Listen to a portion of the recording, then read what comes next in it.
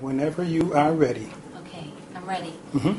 We are here at Chene Park, downtown Detroit, and I have sitting here next to me saxophonist Najee.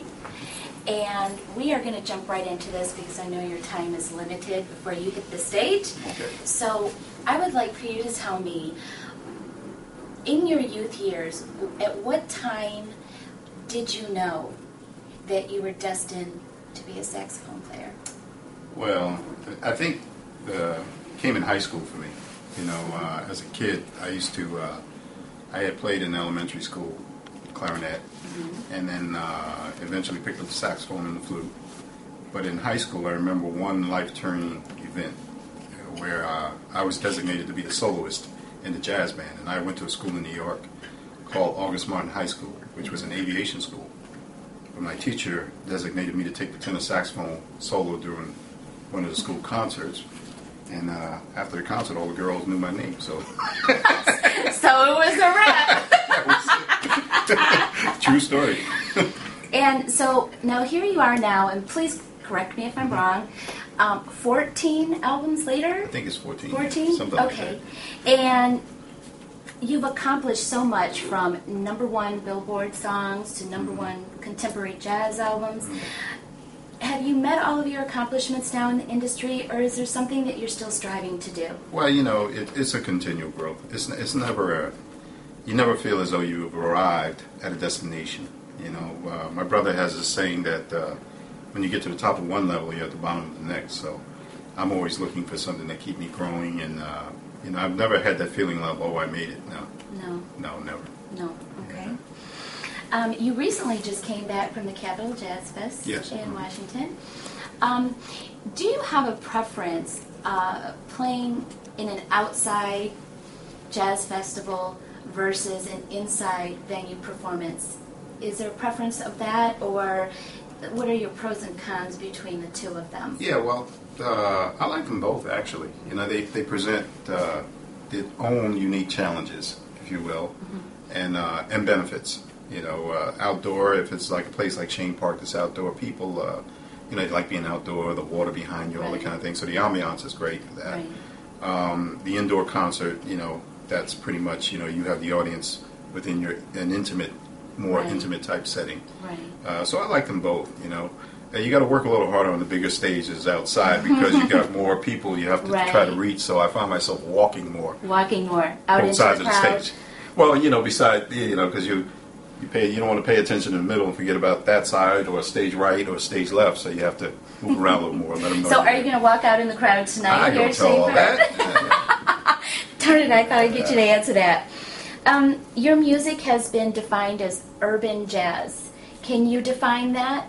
Well, you know, that's a marketing thing. You know, for me, I just love music, you know, so if that's what they market it the way they market things, you know. But for me, you know, I believe in what Duke Ellington said. There's only two kinds of music: good music and bad music. You know, so I just try to create the best music I can, and they call it jazz. That's great. You know?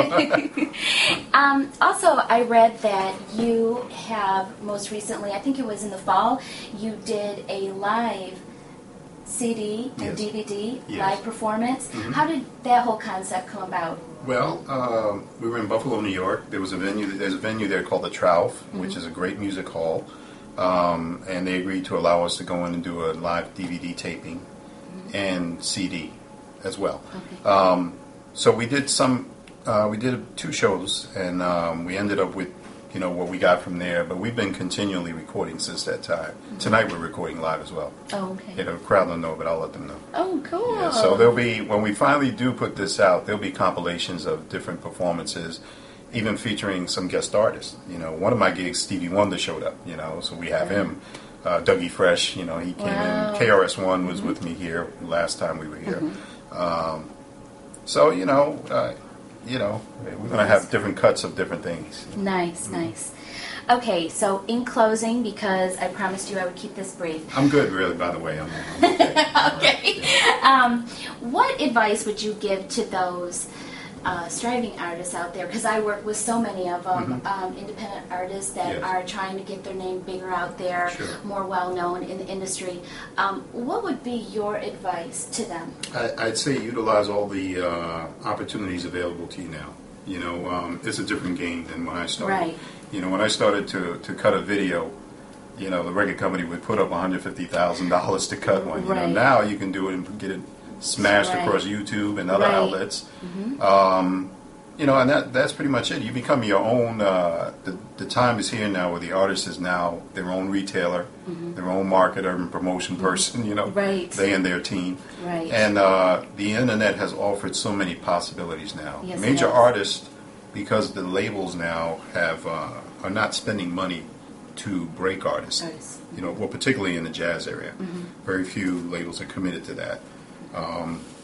You know, you can find ways to do it on your own now. You know, if you have investors or something that can help you. And I think that many of them are starting, well, not starting, but they're just so used to doing the self-promotion that is just second nature, whereas musicians such as yourself that came back a lot further back in the day, the label was doing all of that for them, so you could focus more on your craft, whereas now the musicians these days have to, like, disperse their time appropriately, and that's kind of a disadvantage on their behalf, I feel, because then it's taking away from their music. But well, yeah, in some ways, but it's a great opportunity for them as well to learn the inside of the business. You know, it's no more behind closed doors secrecy anymore, you know.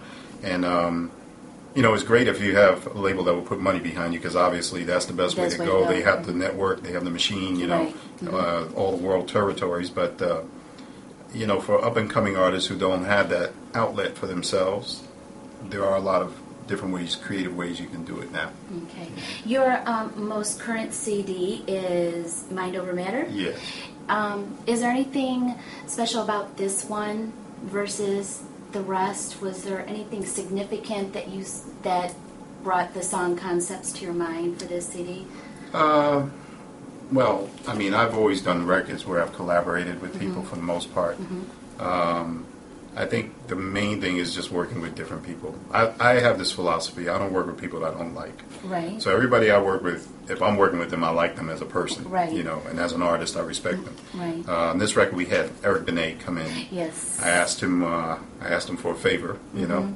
Actually went over to Europe and played with him and said, you know. Yeah, we heard you playing a little bit of it during sound check. Right. Yeah. So, you know, we had him on there. Jeff Lorber, he did a few songs, and then Gary Taylor did one song on there. So it was really collaborative type of record, you know. And every album, I just try to do things that didn't sound like the last record. Yeah. Right. So we can find more information about you in the most obvious places, Facebook and all that other stuff, and then your website is NajeeMusic.com. So, well, thank you for your time. Thank you.